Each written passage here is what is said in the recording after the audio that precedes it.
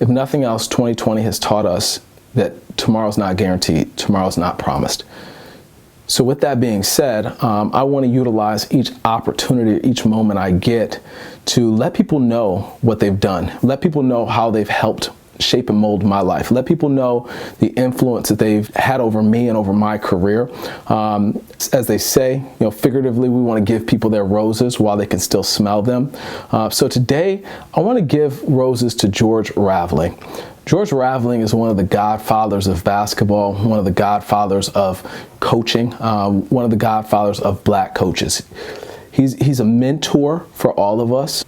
He holds many firsts when you think about roles that men that look like me have held and seats that they've occupied in the game of college basketball. But beyond that, George Raveling does something that I talk about all the time on the Brantley Method, and that is motivate, educate, and inspire. Every single day I look forward to George Raveling's tweets. Every single day I look forward to his email that comes into my inbox first thing in the morning via the Coaching for Success platform. When I first heard of and found out about George Raveling as I began my career in sports and in the sports business, I researched the impact that he had and the obstacles and hurdles that he climbed and overcame in order for the rest of us to have a better opportunity as we navigate through this business. When I think about George Raveling's career, I think about a couple things. Number one, I think about the time where he selflessly sacrificed his own personal safety to volunteer to provide security for Martin Luther King Jr. During the March on Washington. In 1963, as Martin Luther King was fighting for peace, fighting for justice, fighting for equality, there were threats on his life. There were attacks on his life. And George Raveling stepped aside from being an assistant coach at Villanova and said, I want to volunteer to help this man. I want to volunteer to make sure that his voice is heard, make sure that his message is delivered. And to me, that's the ultimate sign of somebody who's committed and dedicated to seeing change in this country. In 1969, George Raveling became the first black coach in the ACC when he joined University of Maryland as an assistant coach. In 1972, George Raveling became the first black coach in the Pac-8, now known as the Pac-12, when he became the head coach of Washington State University. He went on to be the head coach at University of Iowa, an assistant coach on the 1984 USA Olympic gold-winning team, and then the head coach at USC from 1986 to 1994. Over the course of his career, George Raveling led his teams to the NCAA tournament 6 times. He earned 3 Pac-10 Coach of the Year awards. In 1992, he was named the Kodak National Coach of the Year, and in 1994, the CVS Chevrolet Coach of the Year. After his coaching career, he went on to work at Nike. He also did commentary for CBS and Fox Sports.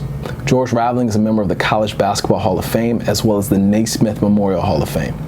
All of these awards, accomplishments, and accolades mean so much when you look at the body of work of a coach. But what you rarely see is the impact that the man has had on others as they travel a journey similar to his.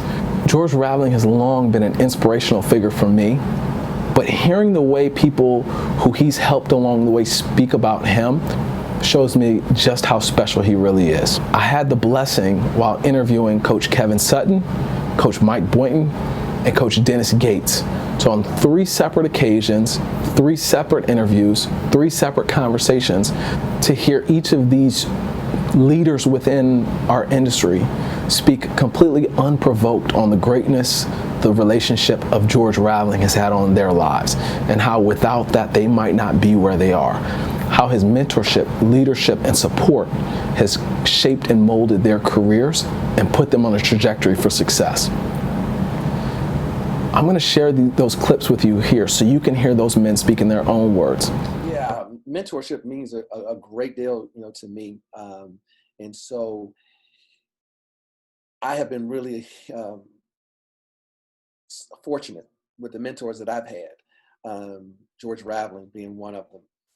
He's a person that I can, contact at almost any given hour, and pose him a question or ask him for insight or, ask his opinion. But just not just do that, but just connect with him and just talk with him and just learn just by listening, from him. So he's one that's been really, really important as a mentor. And George Raveling, who I've known since I was about 14 years old, and really has always kind of treated me like a surrogate son, somebody he wanted to see have success. He believed in my dreams and have always tried to guide me to not back down from for him. My biggest champion is George Raveling. George Raveling is the one person. Every summer I work Jordan Camp in Santa Barbara.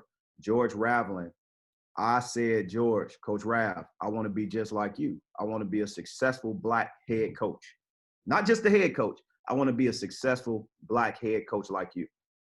And ever since then, he put his arms around me, and his dream was to see my dream come true and to be a successful head coach. Now, I'm on my way to that. I haven't accomplished all that I can, but I'm on that journey currently.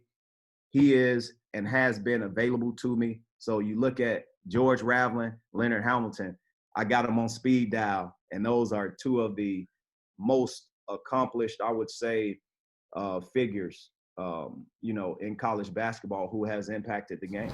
But I also wanted, in my words, to say, George Raveling, I thank you for all that you've done. I thank you for the sacrifices that you've made. I thank you for the example that you set. And I hope that as a Black man in this industry, one day when it's all said and done, I have an impact anywhere close to what you've had on the men that you've helped along the way. With all that I do in my quest to motivate, inspire, and educate, I hope that I make you proud. I hope that I carry on your torch and your legacy. So from the Brantley Method, from me, Justin Brantley, I give my roses to you, George Raveling. I want to make sure that you know how much you mean to me and how much you mean to men all around the country, some of which you've never met, you've never spoken to, but we look at your legacy, we look at your example, and we're going to continue to carry the torch.